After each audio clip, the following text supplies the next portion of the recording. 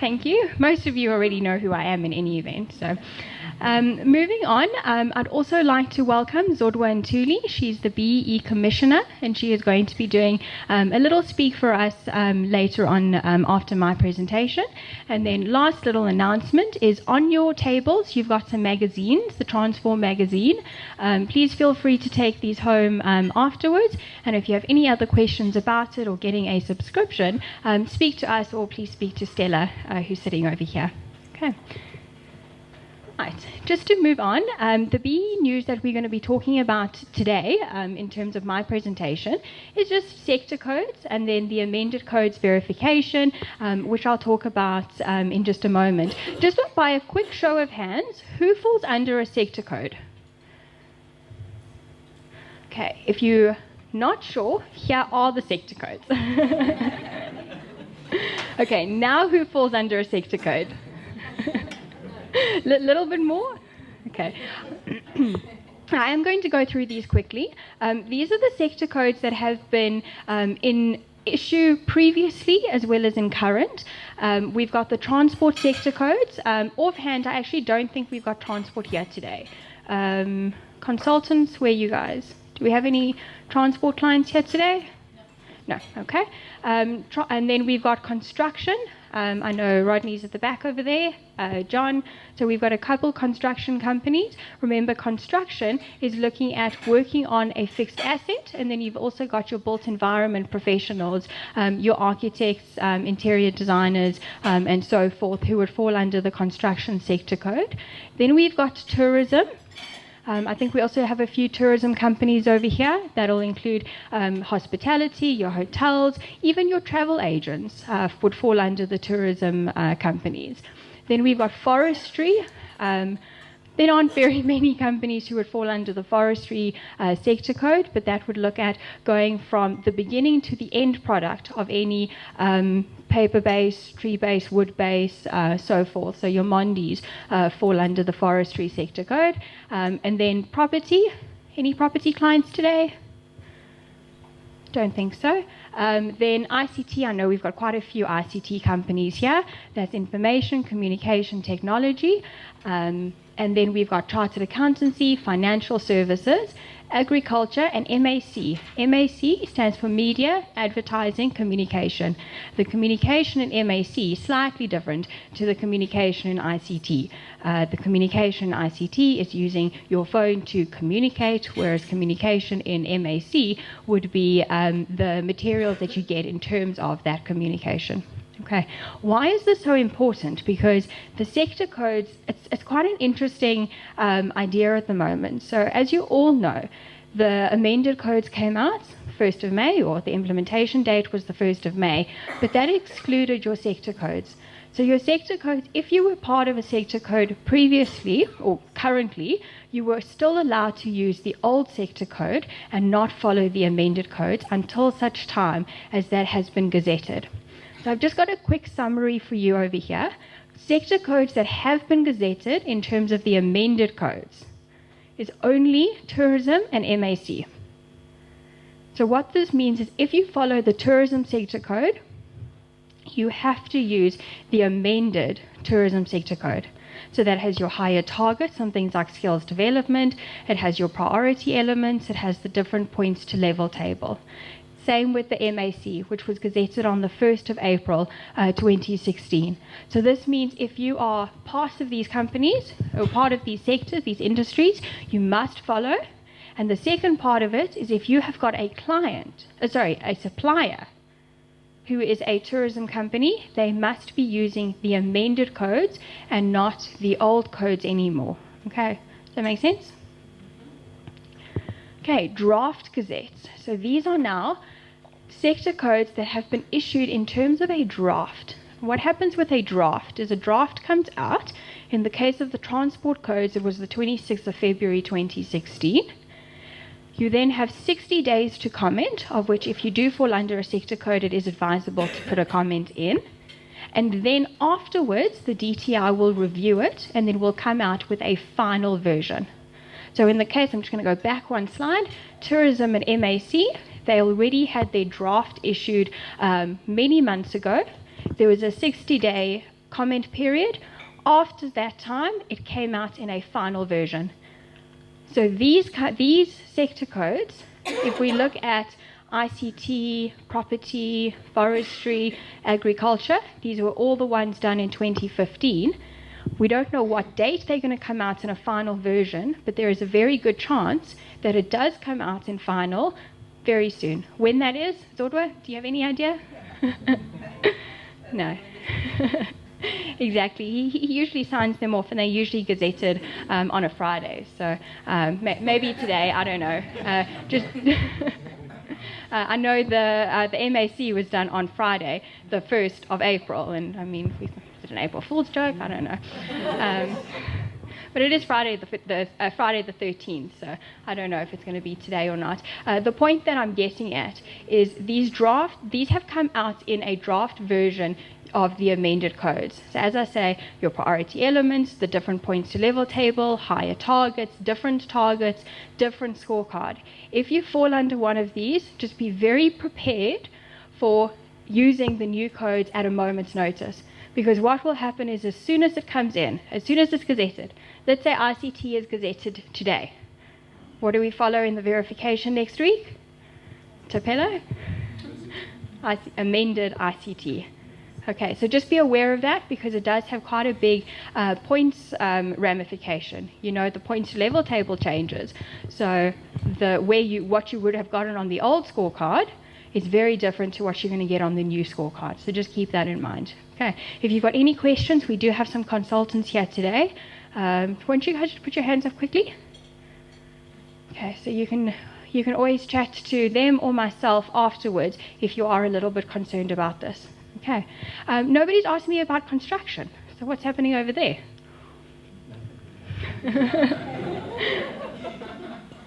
Construction and chartered accountancy have been repealed. So what this means is that the sector code is now no longer in existence, and companies who fall under these two industries must follow what? The normal codes of good practice. So in the case of, and I'm just going to pick on you guys quickly, at the back over there, they're a construction company and they have gone through a verification using the amended codes and got to a level 3 on the amended codes. Well done. Okay, I do want to just point out this little bullet point over here. Minister of Public Works is looking at restarting the process for construction. So your certificate, still valid for another year, but the amended construction codes may be coming out soon. Again, we don't really know what date that is or when that's going to be, but there is a chance that it does come through. Okay. Any questions on sector codes? Any concerns on sector codes? Anybody? Okay, then we can move on. The next point of my presentation is just around the amended codes verification. Just to put you into the picture, remember the 1st of May 2015 was the deadline to get your verification done before you have to follow the amended codes. So what has this obviously done? Mean that a lot of your certificates have expired or are expiring around about this time. Is that the case? Yes, everybody? Okay. So it's quite a tough situation because you're looking at your old scorecard being quite a good level because of that points to level table. And now with that change, you're going to be dropping quite substantially. And I think that's relevant actually other than you guys at the back. I think you retained your level, didn't you? But in most other situations, companies are going to be dropping quite substantially because of the change and the transition from the old codes to the new codes. So what should you do? Should you go through a verification or should you wait? Well, let me go back one step. Obviously, it's always a good idea to get your certificate verified, and in most cases, you'll have a lot of pressure from your customers to get a certificate. Just so you all know, if you are tendering, if you're doing any government business, you have to have a valid certificate when that tender is expiring. So if any of you are doing tender business, please ignore the rest of what I'm going to say because you have to have a certificate. For the other companies who are just doing business with corporates, business business to business, there is a chance of you delaying your verification by a little bit, simply because the certificate validity is acceptable for your client's year as long as it overlaps by at least 1 day. So let's put this into perspective. A lot of you have got a certificate that has expired around about April, probably April because of 2015. If you've got a client whose rating period is January to February 2016, your current certificate will still be valid for their verification because it overlaps by, in this case, 4 months. Okay, so if there is a chance of potentially preventing the massive drop that it's going to be, that is something that you could do. If you've got pressure from customers where you have to get a certificate, you have to get a certificate. There's only a handful that can actually go ahead with this concept, but it is potentially there. If you want more explanation, I was actually at a client just this week where one of their big clients is asking for a bit more of an explanation along this line. If you need that, please let us know as well. Okay. Future ramifications, something to keep in mind. I'm not suggesting that you always delay the activities, because the activities need to happen soon. Otherwise, you are going to be in even worse trouble in the future when you do get verified. The point around this slide is that the procurement scores that you currently are getting are quite good, because the procurement scores are currently using certificates based on the old codes for your suppliers. So in most cases, you've got quite a good level, which translates into a good score. What's going to happen in a year's time is those companies who previously got a level 4 are going to be re-verified whenever they do, but they're going to be re-verified and they're going to get potentially a level 8. Or a 6. I think you were mouthing a 6. The point is they're going to drop down levels. And when that happens, you're going to get less and less points on procurement. And remember, procurement, or the broader element of enterprise and supplier development, is a priority element. So it is becoming even more critical that you focus on your procurement element. This is the planning phase. Again, I reiterate, delaying a verification doesn't mean delaying your planning. The planning phase is now. So you need to seriously look at who your suppliers are and try and make sure that you are focusing your strategies on small businesses, small black-owned businesses where possible, so that you can prevent this drop that is going to happen in the future. I know it's quite a big discussion topic, but I can just see that's what's going to happen in the next year or two, because companies are going to be getting lower levels. Part of this is then looking at a very clear enterprise and supplier development plan.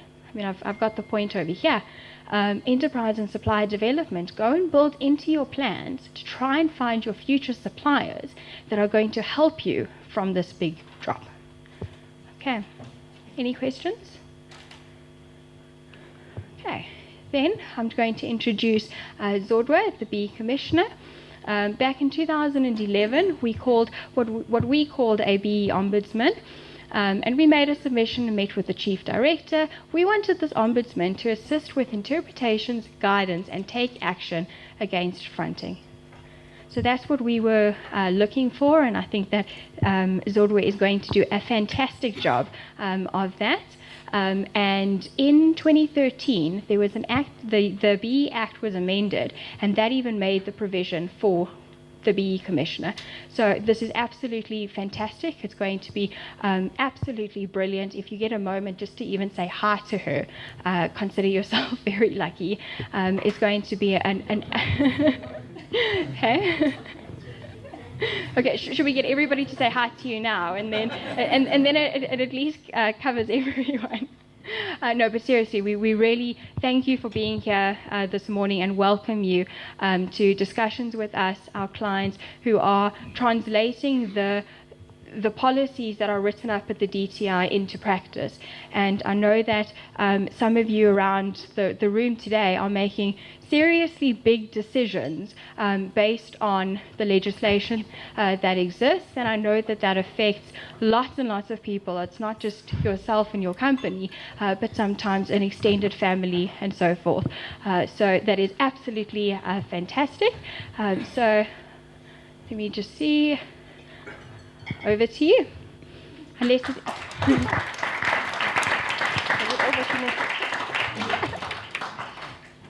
Are you comfortable with that?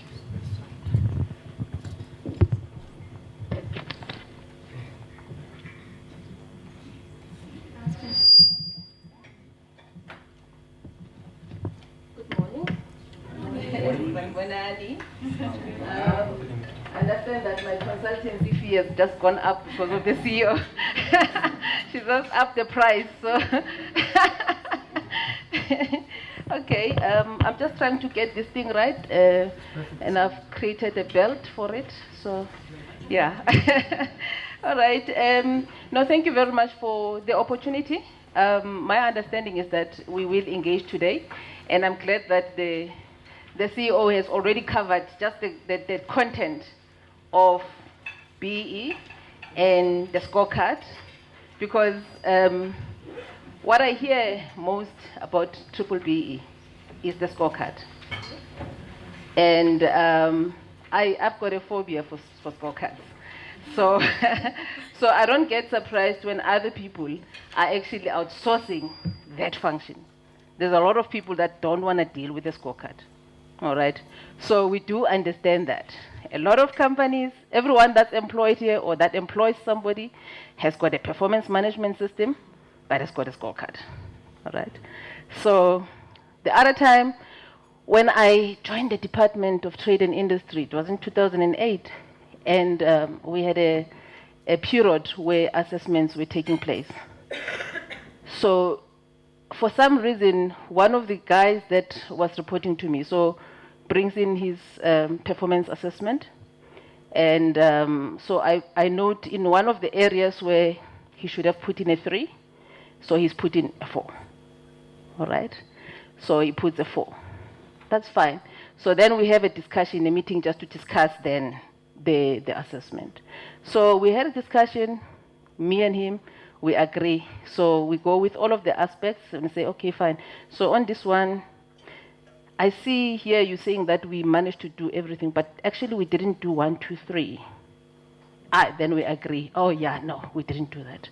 So we can't give ourselves a 3, a 4. So it probably is going to be a 3 if we did 100% of that KPA. If we didn't, it must be something just below A. Sorry, I'm just gonna try. Yeah, it must be something just below a 3. So I'm like, maybe 2.5. All right.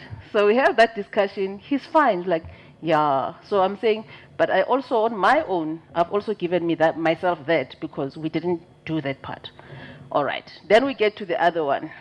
Then we agree as well. Jew, on this one, yes, we did everything, but we did not implement that policy. And our target was that we must implement it. Not that it must get approved, but that we must also start implementing. So how do we then look at that? So we have a discussion. Then he says, hey, I don't know how to deal with that. Then I say, okay, fine. But we could have implemented if we had a budget. So that was beyond our control. So I think we achieved. We did what we were supposed to do. All right? We did what we were supposed to do. And clearly, you can't penalize me for having done everything that I ought to have done, but then because there was no budget to implement it, then I couldn't implement. All right? So it moves now my action plan to the next financial year. All right? So that's acceptable. Then we agree. No, on this one, we performed. So we recognize that there were constraints. All right? Some of those constraints is not because when I was lazy, then I say it's a constraint. No, it must be something real, So we identify these things. You know, what happened? Was it a budget issue? Was it because the minister took long to, to sign it off? What was it? So we become objective about it. So that is the exercise around management and so forth. And I don't think it's different when it comes to how the scorecard in BE must be utilized. But what actually shocked me with that discussion, when we agreed that, okay, on this one, 2.5. Me and you, 2.5. We agreed. And then on the other ones, we agreed it's fine. Then when the revised document came back, then I noticed that, no, he did the 2.5 where we agreed. But on the other area, he added,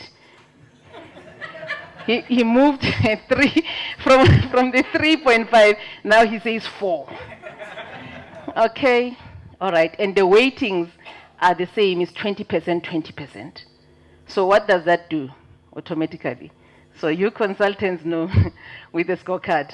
So when you increase there, you reduce here, you equalize.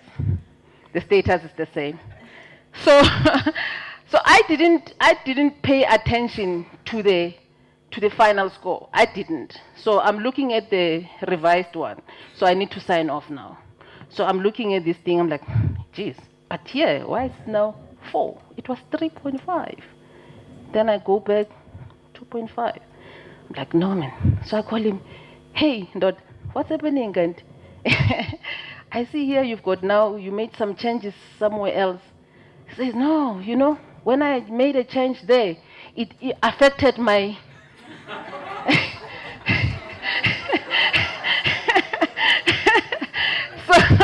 so when he made that 2.5, just that, it then meant that his total score at the end was no longer 130%.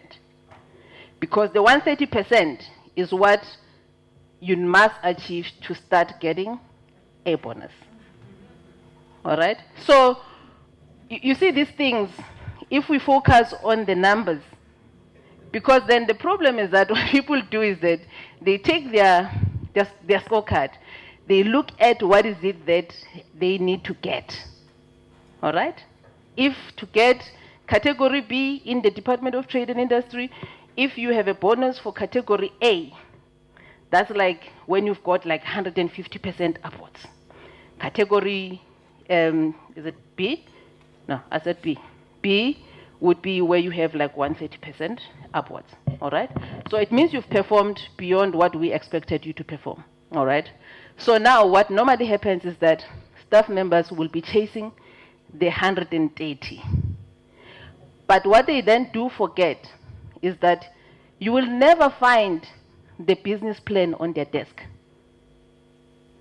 So the business plan, they forget about it and only remember it when it's time for assessment. Then you go and check, geez, did I do this? Did I do this? That's the problem. And then also the other thing that you pick up is that staff members don't have their performance contracts with them at all times to see what is it that they need to do to achieve the rating that they actually want to achieve at the end. So now that disconnect is the one that causes conflict at the time of assessment. So then we started this now discussion so that we make sure that everybody understands that if you've got a business plan, there are weekly reports that you can do in your units. There are monthly reports that you can do maybe at a higher level to your managers. There are quarterly reports that now look at the overall business, and there are annual reports. So for you to be able to meet the target that you want, you cannot afford not to pay attention to your business plan, to your strategy, to your all of the things, the risk management, your risk register, and everything else. It's for that reason that today I decided I'm not going to talk about the BBBE Act. We've got a copy for you there. Keith will give you. It's a start. What we're saying is that hopefully when I take it home every day, you know, soon I will know it by heart. That's the intention, that if it's so compact, then I have it every time, then it will be easy for me to understand it. So now, today I wanted to talk about why it's important that BBBE is part of your strategy. It cannot be that it's a scorecard. BBBE cannot be a scorecard because BBBE is about broad-based black economic empowerment. So it's a process to achieve something. So it can never be reduced to a scorecard, because if we then reduce it to a scorecard, then we will not get the outcomes. So one of the things that I did yesterday as I was thinking about what I want to talk to you about, I just drafted a few things just based on the engagements that I've had since September last year with the stakeholders. Because I thought that it's very important for us to actually speak to people that are working on these issues. Let's hear what are the problems, what are the challenges. As the Commission, how can we help? I think that's the purpose. So I thought, okay, let me give you a sense of some of the things that we've been picking up. And how can we help each other, the Commission and yourselves as the industry players, as consultants, as practitioners in the space, how do we actually work together to ensure that ultimately we arrive at the objectives that are in this piece? So you'll see that in my, my speaking notes there, I've got 8 pages, but I'm not going to talk to that. Those are just my thoughts. I was just saying that these are the things that I think will be useful for us to engage on. All right. So when the CEO was talking about the 2013 amendments to the Act, I think it's important for us to just go back to where BBBE Act originates. Because for us to then put it into context and to say, how are we going to help each other? We're going to help each other towards what? You know, what is the purpose of us helping each other? Then we need to go to the origin. So we do have a constitution in this country, which apparently is the best in the world, one of the best. Let me say it's the best. I haven't heard anybody saying it's not the best. So yes, maybe others that don't want to be pompous will say one of the best. I think it's the best. Although now it's keeping us at the constitutional hill forever.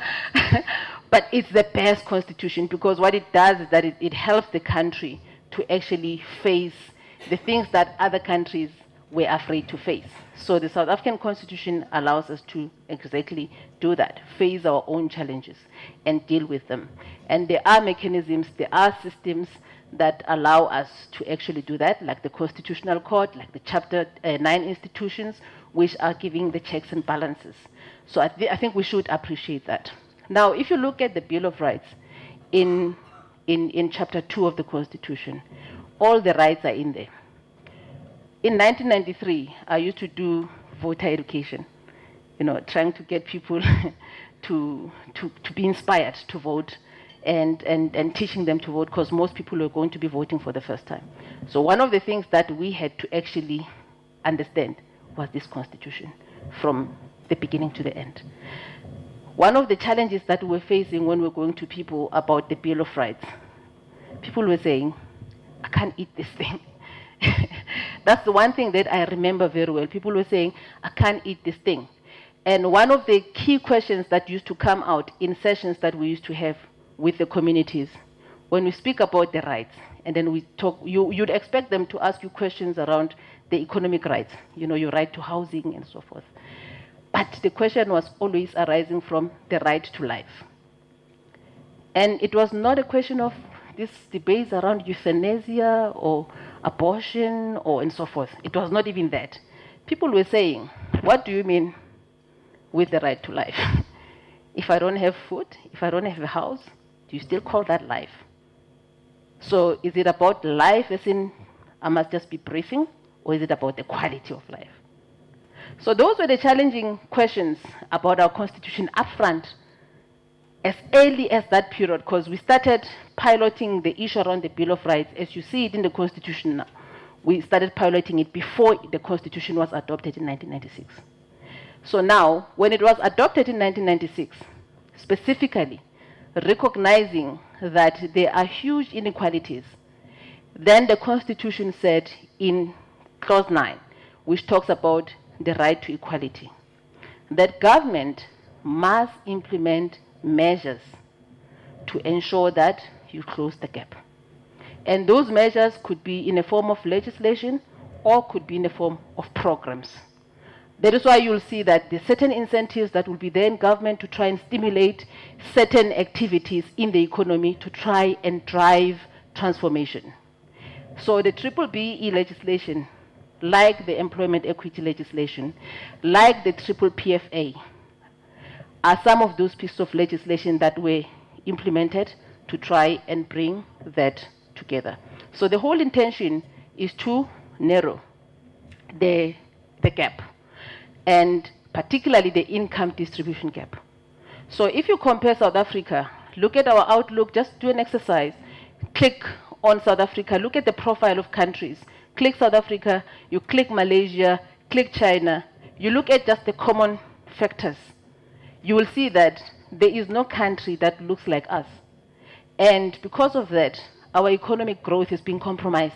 We're not able to achieve the potential that we must achieve because the fundamentals are completely wrong. So when you've got so much inequality, we can work as hard as we want. All black people can actually work 24 hours non-stop. We still will not be able to achieve that. So the BBBE legislation, your employment equity, are those pieces of legislation that are intended to just push the country systematically into narrowing the gap. So I think what is important is that when we then do the BBBE compliance framework in companies, that we link it to exactly what is the purpose. Because if we're doing it and we're just doing it, but we cannot sustain the impact, then that is why you find in some instances we regress, because there's no sustainability. So I think it's important that we understand exactly where this comes from. So we continue to remain unequal. The employment equity report, you've seen it, what it says. It says we still look almost the same as we looked in 1994 as a country in terms of equity.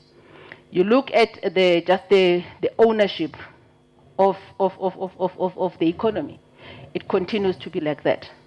The NEF, when it said 3% equity on the JSE, others said, no, it's not 3%. Think about the PIC. The PIC is, holds the pension funds. So meaning that as Zodwa, I'm now a shareholder on the JSE listed company, the PIC companies, so the companies where the PIC invest. So like a remote shareholding, others are saying that, no, if you take that, the fact that PIC also invest in these companies, so black shareholders are there. I mean, for those that know, I've never received, for instance, maybe you've received it, I've never received a notification for a meeting, a shareholders meeting from the JSE, from any of the JSE companies to show that I'm a shareholder. All right. So we're saying that we need to distinguish, when we're trying to look at progress, we need to distinguish between direct shareholding that gives ability to influence the progress in the country, and indirect shareholding that helps to actually bring income to individuals to sustain themselves. So both are important, but we're saying that all must move consistently so that we can be able to make an impact. So now, having talked about the history, I think it's important for us to reflect, to say, if 22 years down the line, we are where we are, what is it going to take for us to actually achieve what is in the legislation, what is intended? Because honestly, guys, I think we need to be very, very open and clear so that we can all move in the same direction. The BBBE legislation is a redress intervention. With any redress intervention, it is not permanent. It's supposed to come in, then redress, achieve that, get out, and allow things to operate properly.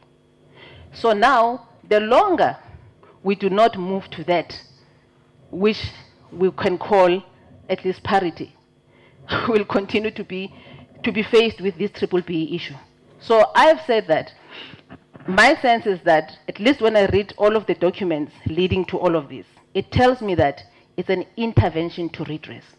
So meaning that you must try implement it properly, as quickly as possible, and then remove it when you've achieved what is intended. So the only challenge with South Africa is that we do not approach it in that way. We approach it in a way that, okay, I do it, then there's no sustainability. Then some of the transactions that we do, they are okay today, then, after the contract has been awarded, they're just not there anymore. So then we go back, we regress, just like that. So we're going to then have to live with this BBBE for a longer period, when actually we've got the power to change it, to make it to work, so that we don't, in fact, at least maybe that our children do not have to deal with this. I think that is the one thing that I'm saying, that, as you think about this BBBE, can you please think about that fact that this thing is supposed to be temporary? And if it's temporary, the length of it depends on us who are implementing it. So the longer we dilly-dally, the longer we find creative ways of doing it, which is unsustainable, then the longer the legislation is going to be relevant. Because, as you know, every piece of legislation is as relevant as the situation that it was created for exists. So now, guys, that's one thing, that's really for you. But I'm just saying that as you implement in your company anyway, just think about that thing, that it's not about that last 130%. It's not about that. It's about whether this 130% is sustainable, whether next year you actually will be at 140, whether the following year you actually will be at 150. So that's what this is all about. So I really would implore everyone to look into that. One of the things that the 2013 amendments brought, which was a gap that existed, was the fact that when the 2003 legislation was passed and the codes were issued in 2007, everybody had the rules. But everybody interpreted the rules in the way that they wished to. All right. So as I say in the speaking notes there, you just think about the soccer game. The reason why they are referees is because even though everybody knows the rules, somebody is going to be doing things that are not right there. So the referee is just there, not because he knows the rules better, but to just make sure that everybody plays according to the rules. And so because of that gap, we found that, yes, a whole lot of companies actually were putting an effort in wanting to do BBBE. But because they were doing it in their own way, the other ones in their own way, there's no consistency, and you're not able to achieve the impact. So now what the 2013 amendments did was to create now the BBBE Commission as a regulator that will then at least assist to facilitate the implementation. And that is how we want to look at ourselves. We, I know the media, when they speak to us, they say, now you are the watchdog. Like, no, I've never been a dog. Let alone the watching one. I mean, that is not the image that we see of the Commission. The Commission is just supposed to be there as an impartial player. We're not here to protect the black business people. We're not here to protect black people. We're here to protect the objectives of the Act. So it's important that in every engagement that we do, we are completely objective. We're completely impartial. I know that it's easy for people that feel that fronting has been taking place for so long. People are actually angry because they've been reporting it forever and ever, nothing was happening. So every time we have people that come to us, most of them are coming like expecting that we must then tomorrow, we must go and raid your company. All right. So we explain to them, okay, fine, we need all the information. One of the things that we pick up is that in the information that we get, the things that some of these people complain about are things that they agreed to. And they didn't agree to that. It's not the first time. In fact, it's not the first BE initiative they've been in. In the other one that went wrong, they signed exactly the same terms. In the next one, they make the same mistake. and it's okay. And then the other thing that happens is the complaint only comes or only becomes very, very serious when the dividends are not flowing anymore, when the check is not coming in. So that's the other trend. So I'm saying that, by saying that, I'm trying to show you why it's important for us to be objective. Because in as much as you can complain about something that has happened to you, if you're a party to that, you must also take the responsibility for that. So it's important that we look both at the fronter and the frontee. It cannot be that the frontee continues to be that vulnerable, because not everybody is vulnerable. At least that's what we've picked up in our little stint since in September. Because we had these meetings. In between these meetings, people have been coming to our office. And we're picking up these trends. And these trends are worrying to say, yes, we can talk about transformation. But transformation is a process. And this process needs players. So if in the players that should drive it, people are going to basically do all the corrupt things to get into a deal. And when the deal doesn't work properly, then they run to the commission. We're going to have to deal with that.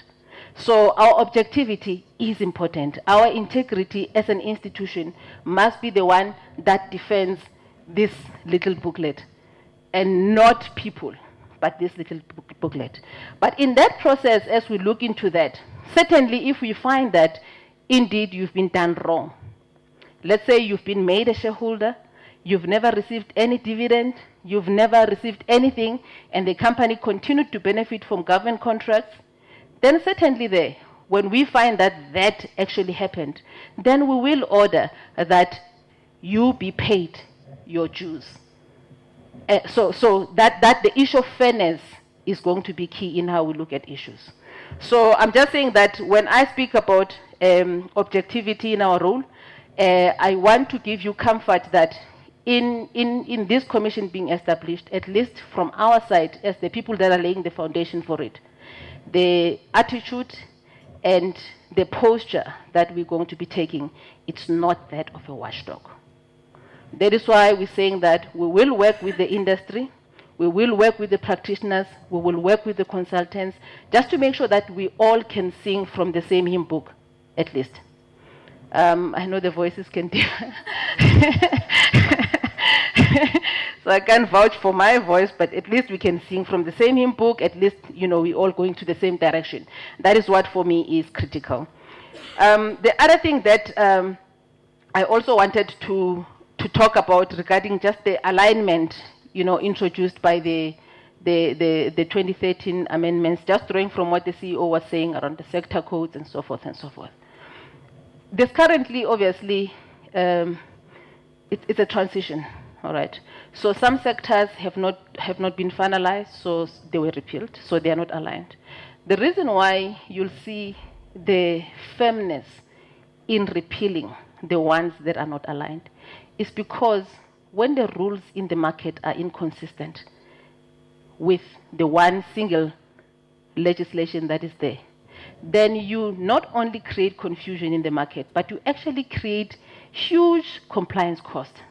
Because people have got to comply with that, others are confused, and then others look for loopholes. They say, okay, I hate that some people can delay being verified to a later stage, and stuff like that. So others will create, like for instance, they'll look at, okay, where do I score better? When do I score better?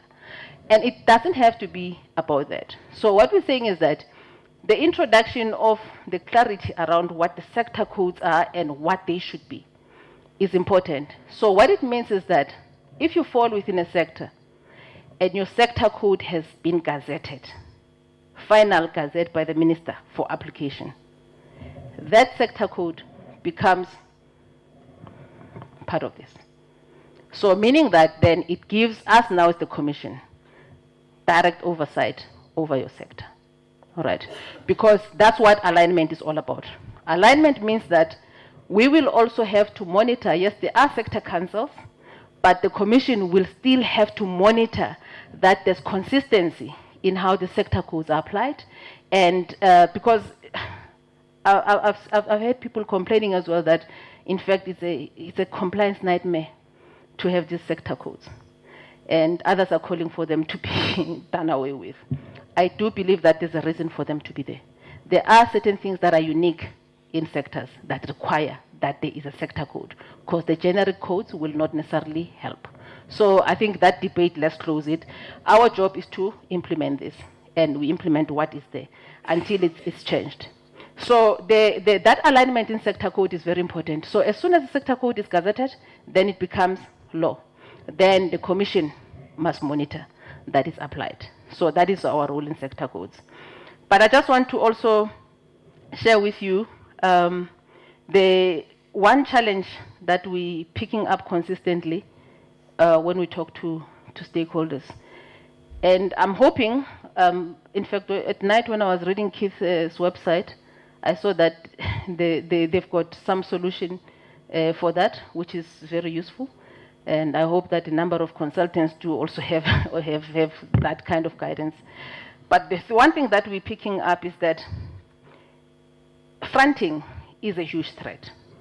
Agreed.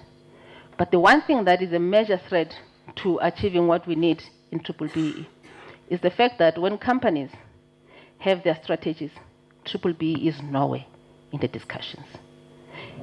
I have done just a quick exercise, just going through company websites. The one thing that you'll always find is the level. You see, the certificate issued by whatever accredited by SANAS, that you'll find for the company. But if you try to find information in terms of how they are doing towards skills development, how they're doing towards whatever, it's very rare that even if you check their annual reports, it's very rare that you find anything to do with empowerment, let alone black. So there's nothing really that reflects to deal with how they actually grow the citizens of this country, or how they contribute to the empowerment of black people as required in the Act. So the point I'm making is that the BE or BBBE becomes the responsibility of the procurement officer, or now that companies are creating executive positions to comply with the management control aspect, they normally create them around transformation officer or transformation agent or something like that, but it's an executive position. Or it will be under government relations, like those people that are government relations people, you know, because I'm black, Zodwa, I work in the public sector. Then when I go to the private sector, then I become a government relations person. So now what happens is that those functions then get to be dumped with those people. How they do it, whether they do it, it's not the CEO's business. They don't care how you do it. What they want to see is that the level 4 is still level 4. And now the problem is that the level 4 cannot be sustained if your activities in the company and your plans do not talk to that level. So now you will fire the transformation executive for not having met the 103 on the scorecard, on their scorecard, performance scorecard. But I think it's wrong, because it was supposed to be part of the strategy. I think most of you who, in fact, who have been employed, you know how difficult it is where you have a mandate that is not supported. You try and do this and this, but it's just in your corner. Nothing happens. So now, if BBBE is important, it must be part of the strategy. Therefore, it means when you do your SWOT analysis for your strategy, then you will also identify those threats to your BE level. You identify the things that you actually need to do to mitigate. You will identify the risks and all of that. But because we never even get there, we can't sustain BE. So my key theme today was that let's make BBBE part of the strategy so that you can have plans around it, so that you can have contingencies if it doesn't go right. I was saying the other time that sometimes you actually wonder when we start having arguments about once empowered, always empowered. It's like, for instance, I can say in my division, in the DTI, just because in this year, I've got 70% women executives. If 3 of them resign next year, I should still retain the fact that I had 70%. So I was empowered. At some point, I was fine. So therefore, it must stay like that. I think there's something wrong with that. I think if we're really honest, there's something wrong with that. I can't claim a point for something I don't have. And I think the debate sometimes is taking the wrong direction, because maybe the issue that needs to be talked about is, okay, if it happens that the BE partners in my company exit for whatever reason, because maybe they sell to somebody else, but that person is not an empowered person, then it affects obviously your status. How much time at least should you be given to remedy that? I think that perhaps should be the question. To say, if it's an equity transaction, maybe it's not easy to just get into an equity deal, another one immediately, all right? So maybe a transitional period for you to quickly then redress that maybe should be given. Maybe that's where we should be having a discussion about, is that necessary? Should it be there? And so forth, to recognize the complexities of actually, getting into another deal. So for me, it's really problematic that we find that we are frustrated when the BE partners exit, or when the employee that you made a shareholder in your company resigns. And immediately when the employee resigns, they actually automatically resign the employee as a shareholder. But the employee didn't resign as a shareholder. They resigned as an employee. So those are some of the other things that are happening.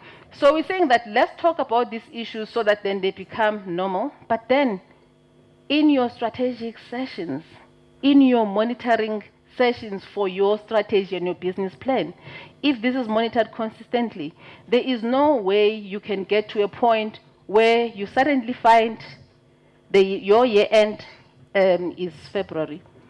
Then you get to December. Then you realize, geez, I've got 60 million in skills development. Where do I take it? It can't be that. Because your strategy should have said where and how you're going to spend that 6%. You should have something in place.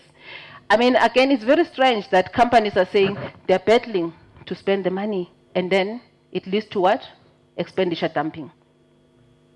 So when you don't know where to put it, because you didn't plan for it, because if you planned, if it was part of your strategy, you will know that you've identified an FET college that runs an effective internship program that you can partner with, and then you know that they can run this thing, and you identify the skills that you need them to be trained in, the skills that the economy requires.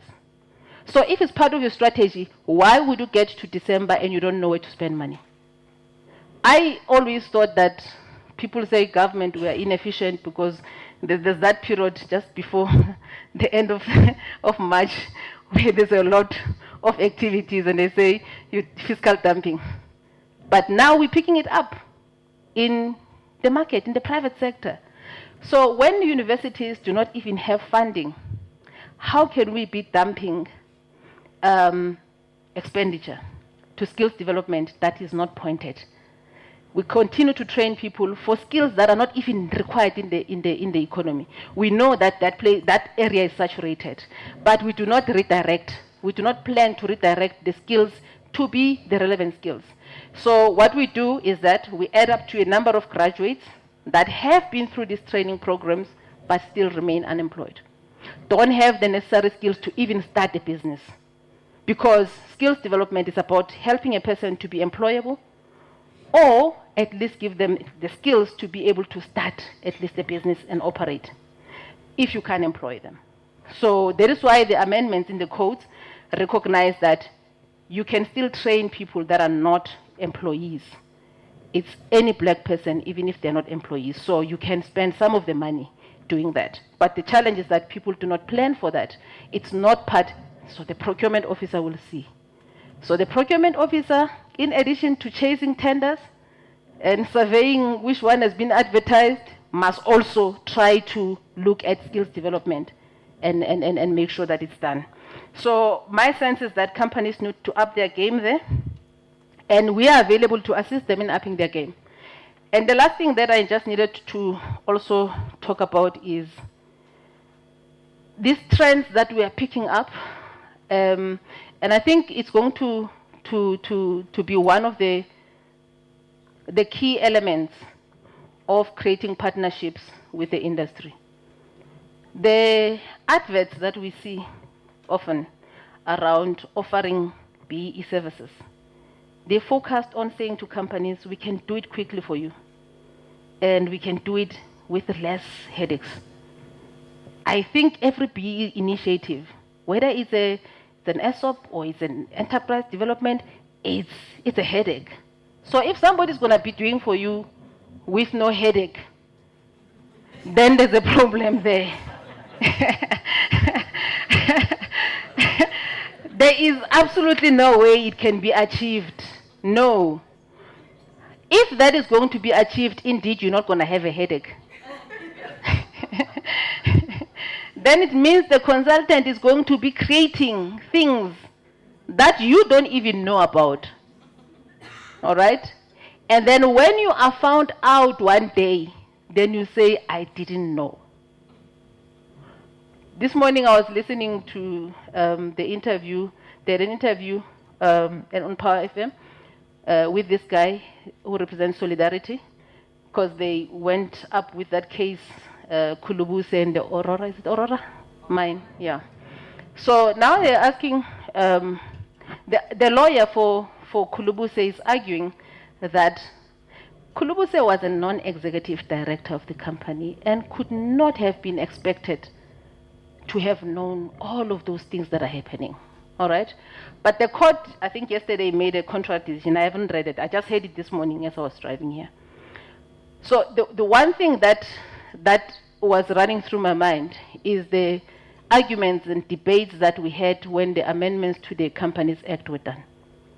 To say, if you're a director of a company, what are your responsibilities? What are your duties in the Act? You can say, I didn't know. The consultant did it with the transformation executive. But it doesn't absolve you, because there are provisions in the Act, in the Companies Act, that are saying from a governance point of view, you cannot say that you didn't know what's happening in your company. You cannot say that as a director, you did not know. There is a provision that we battled and argued about that said you ought to have known. Because of what? Because of your position. You ought to have known. You cannot say, it's not my responsibility, it's so-and-so who did it. So those are some of the things that are going to catch up with us. And it's important that we look at these things and make sure that we look at what the responsibility of a company is. Triple BE is not just something that you can do on the sideline of the strategy and outsource it completely. You know that kind of outsourcing where you actually don't even want to know what the consultant is doing. For as long as you see the level. That's a big risk. That's a big risk. But all I'm saying is that now, as the Commission, we are here now to create that working relationship that is going to assist us to just be on the same page and move on the same understanding. Others have said, when we met with practitioners have been saying, yeah, the problem that we've been having is that we were not getting guidelines quickly from the DTI. When we're asking a question, it takes 2 months or something for us to get an answer. Okay. When the Commission is fully functional, you're going to get your answer within 5 days. So I don't know what you're going to do now. So if you get your answer within 5 days, so there's no excuse.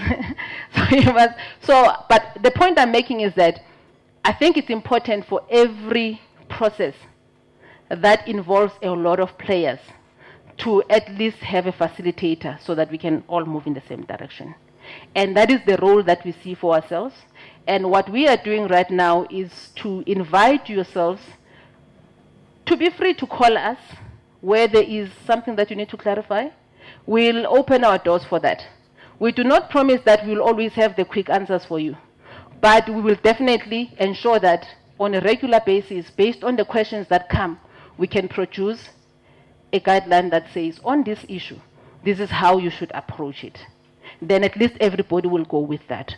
So the legislation gives us that mandate to provide that kind of advice.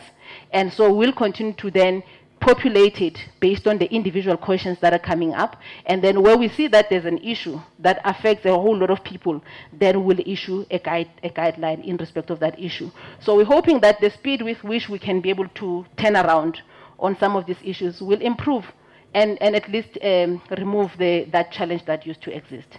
So I just want to say then, thank you for the time. Thank you for listening to me. And there's a number of things that we can talk about on EEE. Just equity equivalent, we can spend the whole day. So there's not enough time to really for us to go through everything. But I hope that the sentiment that I wanted to share with you today, at least I've managed to do that, and that at least going forward, if EEE is not part of your strategy, just go and relook the strategy. There's still time. And make sure that there is a EEE element and that you've got plans in terms of how you're going to do it. If it's enterprise development, don't go buy a scheme off the shelf. We've seen the schemes that are advertised. The ones that are promising that, with less dilution of your equity and stuff like that. There's those things. The wording is just not on, but it will come right.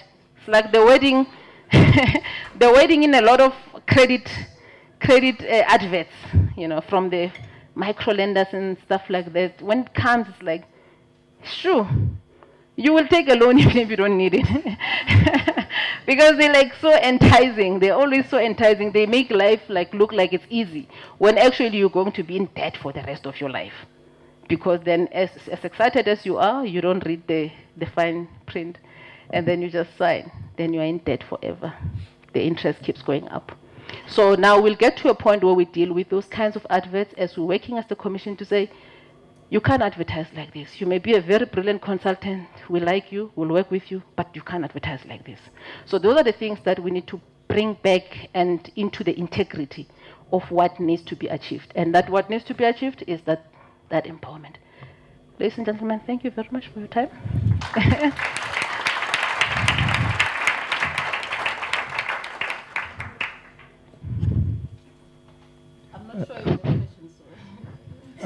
Bee Commissioner, thank you so much for the insight. When I first heard the Bee Commissioner speaking about 2 months ago, I liked the approach that she had. I liked her dedication. I liked the overall understanding that she has. And I'm so proud, and I'm very happy that you agreed to come along and talk to us. She's kindly agreed to take questions. So if you'd like to ask a couple of questions, please let's not get into specifics. That's our consultants to answer. But if you have something, let's ask some questions. This thing won't reach that far over, and so maybe you just talk loud. Okay, sorry, Keith. I forgot to introduce my colleague, Mbusi Ngwenya, who's sitting there at the back, and to say that she'll be answering the questions.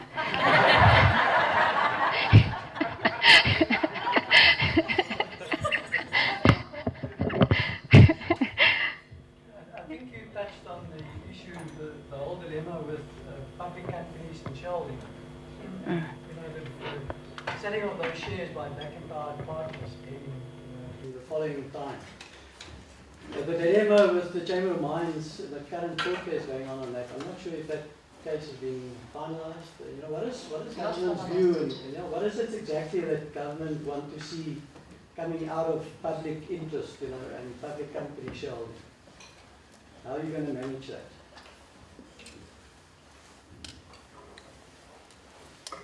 We're just writing down the questions. If somebody else would also like to ask them, then I'll ask the Bee Commissioner to try and answer all of them. Albert? Yeah, I think something that follows on with that is when are we going to have clarity on the whole ESOP that's being reviewed and all of that? I mean, I'm at the point where I want to implement, and I want to implement properly. So I would like to know how to do it. Yeah, that's ESOPs. Maybe another one, Tapelo? Thank you, Zodwa. My question is, What's the authority of the Commission with regard to approvals of BE deals?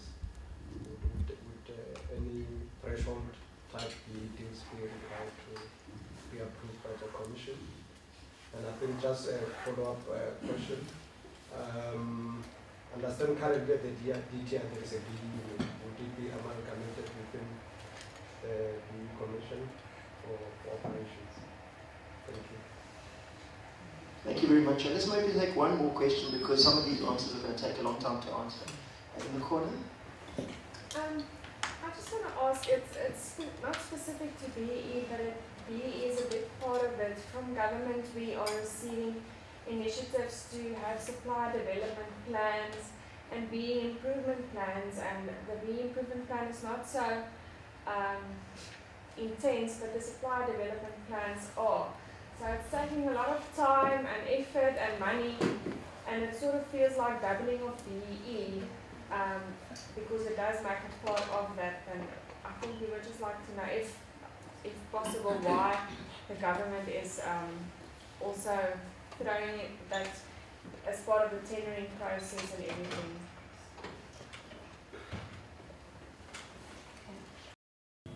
All right. No, thanks. I think maybe if I can start with that last one around the supplier.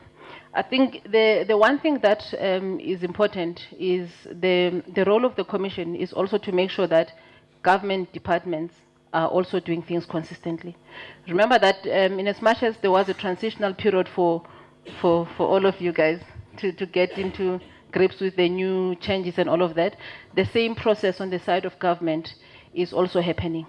And you'll find that some of the requirements are still because people don't know what needs to be done. So our next phase is engaging government departments to get those things right.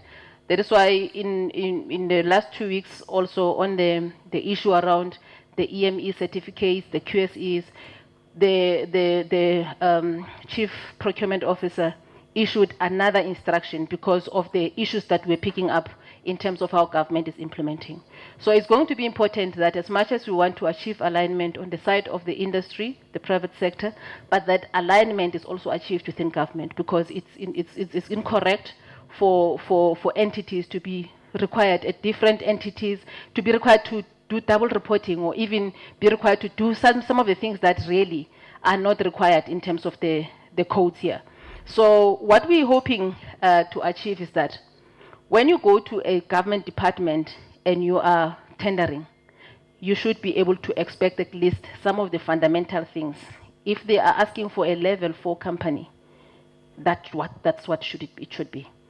They should not ask for other things. If it's a level 4, then it must be because maybe they know that if you are a level 4 company, it means you are doing okay on all of the elements. So they should not add another additional burden. And that is the discussions that we're having.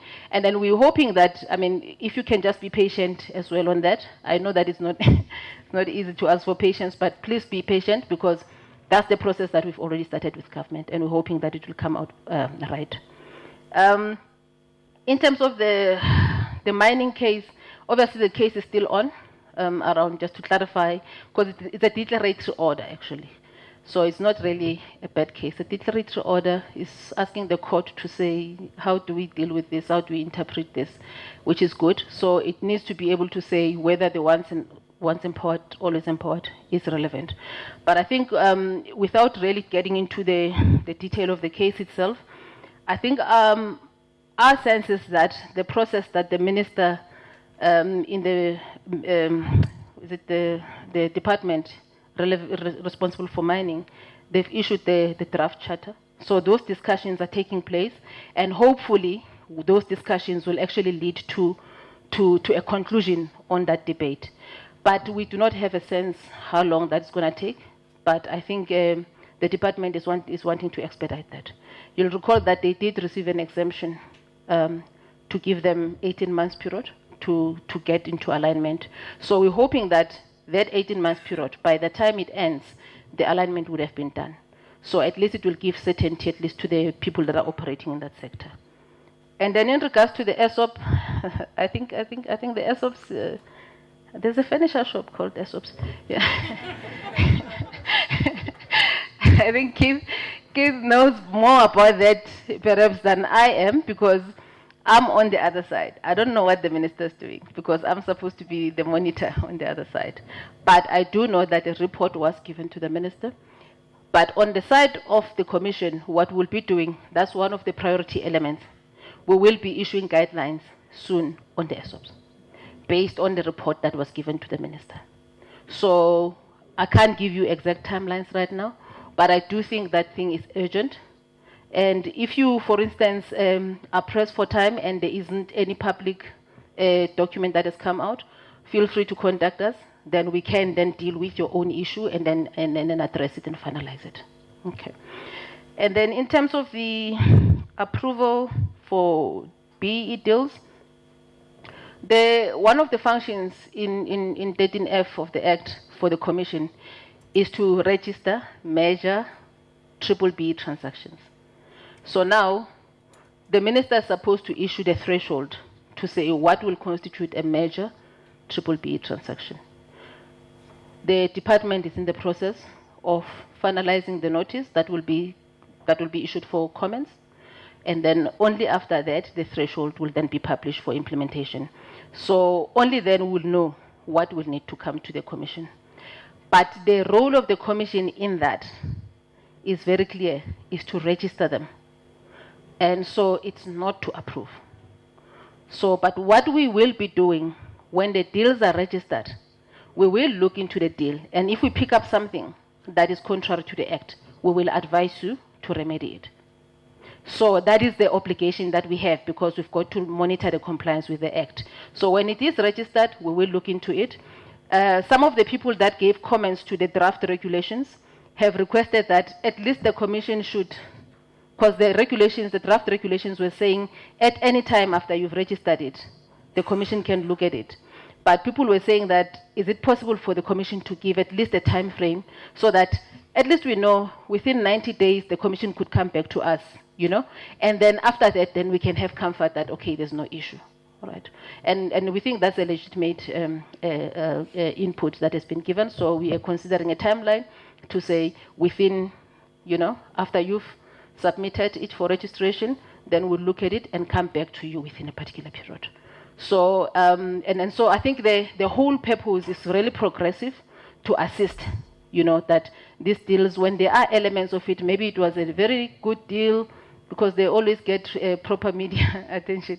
But then you find that there are elements in it that actually maybe are fronting, because fronting has become complex and complicated. It's not about how it looks, it's about the effect. So, for instance, a contract that you've entered into might appear okay, but you find that because of these structures, the creative structures that we're doing and the introduction of trust in between and all of that, you find that there's a whole lot of dilution of the shareholding by BE partners, such that at the end of the day, this is really not a BE transaction. So it's important for the Commission to analyze that and just look at those things, and then we can then provide advice to say, we think that you can actually adjust this accordingly. And then BE Commission and BE unit. The BE unit remains valid and necessary because it's a policy unit. They look at the legislation, they look at the policy behind BE, they look at the implementation of the regulations of the codes. Where there are issues that need to be attended to, they need to then attend to those. If there are changes, we've seen a lot of people have already started submitting proposals to amend certain aspects in the codes. So the BE unit remains a valid unit to oversee the policy. It might be that some of the staff members from there would migrate, but that it has got nothing to do with the unit itself. So those two will exist. So for instance, from the department, when we engage, for instance, as the Commission, on matters that relate to policy, because at the end of the day, the minister must be advised if there are challenges, then we'll work through the BE unit to iron out those things first, so that we can make a proper recommendation to the minister to make those adjustments. So it will remain valid. Yeah, I think that's it. Yeah, thanks. Thank you very much again, Commissioner. We're going to keep you very, very busy. You've allowed us to send you information and other documentation. And we also want to give our commitment to help you.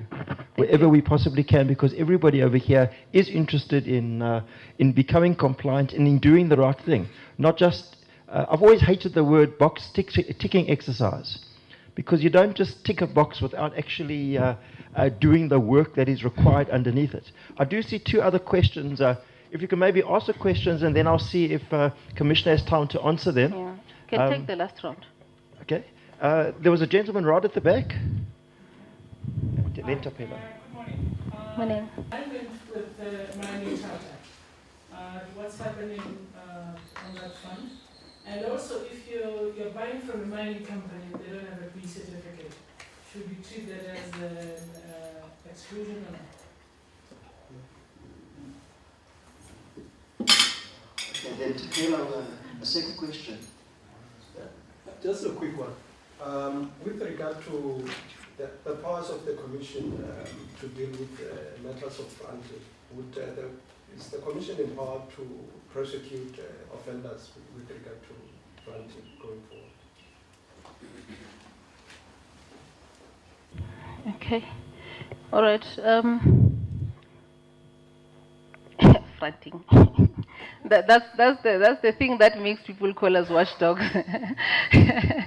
Because everyone, when the commission was like announced that now we are starting, it's like every call that I was getting from the journalists was like, so this fronting, what's going to happen to the fronting that happened before?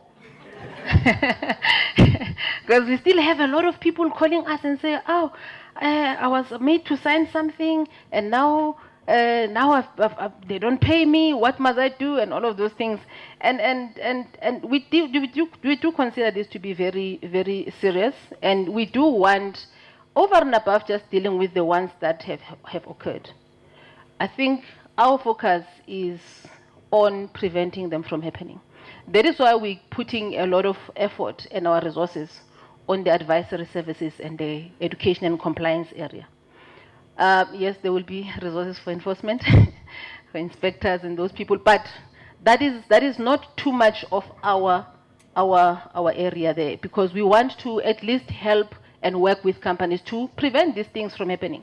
In most instances, these things, they occur, and others say unknowingly, but I've seen that in most cases it's knowingly. Both ways. So the powers of the Commission, obviously we can receive complaints to investigate that, and we can determine whether an investigation is warranted or not. It might be that when we look at the merit of the complaint, we find that it's an issue that maybe is actually a disagreement between the shareholder and the B partner, and then it's something that can be mediated. Then we will then deal with that on the mediation side. And then if indeed it's something that really is blatant fronting, then it might lead to the fining of a company, up to 10% of the annual turnover, but also the prosecution of the directors through the criminal court process. So the legislation links it directly to the prosecution authority. So meaning that we will have to work seriously with the prosecution authorities. We will also be working closely with the special investigating units, because most of the fronting cases are actually corruption at its best. It's clear corruption. And because they happen so often, even the advisors, whether legal advisors or corporate advisors, they've even forgotten that this thing is wrong.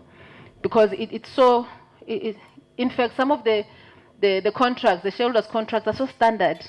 You know, that thing is normal, that no, you are a shareholder, but you will only receive dividends after 5 years, after you've paid your debt for the shares, but you don't get any dividends. So how are you going to repay your debt? So those types of things, they are so normal. I promise you, every single contract, shareholder contract, you see it, it's like that. So we also need to then just help to change that practice, so that at least these standard things that we used to see, they should change, so that then at least we prevent fronting from happening. So the other penalty that the Act provides for is exclusion from doing business with government for a period of up to 10 years. So meaning that if you're a company that relies completely on government work, then definitely that shuts you completely out. So basically, you'll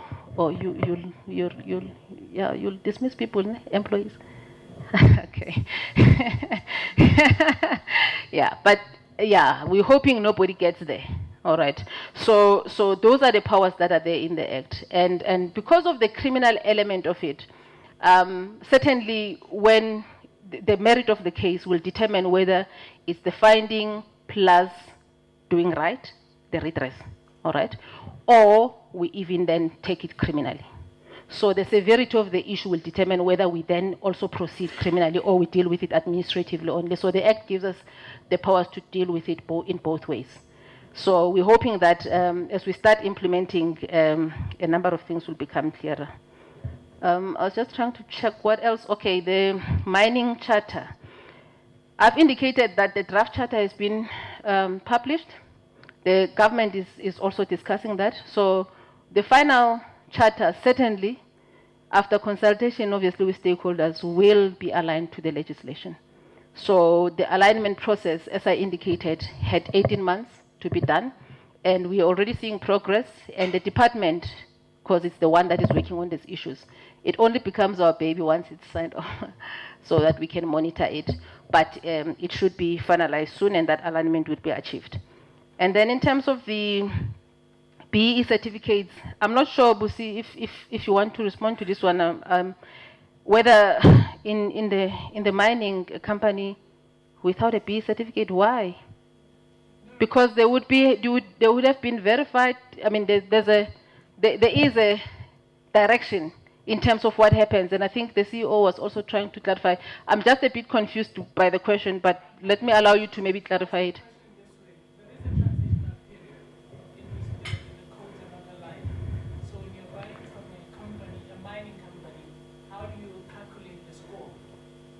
Yeah, but there is no man's land. The no man's land is not there. Like, all I'm saying is that for every gap there is a clarification that indicates how you use that. But I will allow Keith to also maybe assist with that clarification, because it's important, because these are the questions that came with the construction charter, for instance. One of the things was exactly that, to say, you know, now that the charter is repealed, what happens and all of that. And that clarification was provided. And so I think it's important to look at that. And then, yeah, maybe the last thing that I must just say is, Keith spoke about the tick box exercise. You'll see in my speaking notes, I call it the hit and run approach.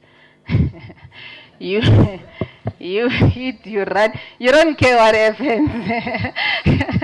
Somebody will deal with it. When I used to work for the Road Accident Fund, I used to work in the hit and run section.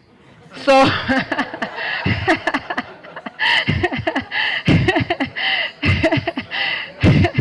so the claims that were coming through were always, yeah, I was always traumatized to think that somebody could be driving their very expensive car and they hit somebody, and they actually don't care to stop to see what happened. Just like that. And then I noticed, no, okay, this trauma is still going to happen again in triple B. This hit and run is continuing. So I think let's move away from that hit and run approach. That is why I indicated, you'll see in my notes, I'm just trying to link it from exactly just spending just those few minutes, if you're a CEO of the company, just to make sure that whoever is dealing with it in your company really knows what they're doing, and it's important to you as well, because then at least there will be quality in what they come up with. And when there's quality, then there at least will be sustainability. It won't be that thing that when you go to minerals department, then you get that contract, then after that it's not working. That is why the Commission is also now going to be working with the departments and the state-owned entities. We will be looking at the contracts after they've been awarded, checking and tracking the changes after that. Because you won't believe it, the trend of the complaints that we receive, they are showing us immediately once the contract is awarded, within 2 years, the partners somehow, they find way, and none of them are happy actually. So they are deliberately driven out, completely out of the, and then the contract runs for 10 years. So the company continues to benefit, having misrepresented. Because if you had no intention of sustaining that deal, that goes against the principle. So that's what we'll be looking at. So fronting as defined in here, you'll see it, it's very broad. It's basically anything that undermines what EconoBEE is supposed to be. So, but we will work with you guys. We will work with you. We do not see ourselves running to court every day. I think there's going to be positive relations that will make us not get there, Keith, especially with your help. Okay, all right. No, thank you very much. If there's nothing else on my side. Yeah, I just wanted to call Leanne to do the official closing.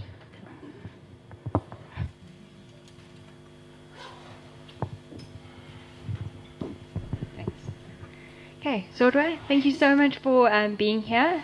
To everybody else, I hope you learned something from today. She is available, and I think that's great. Please don't bombard her with emails, though, because we also want to talk to her. But thank you so much for coming here.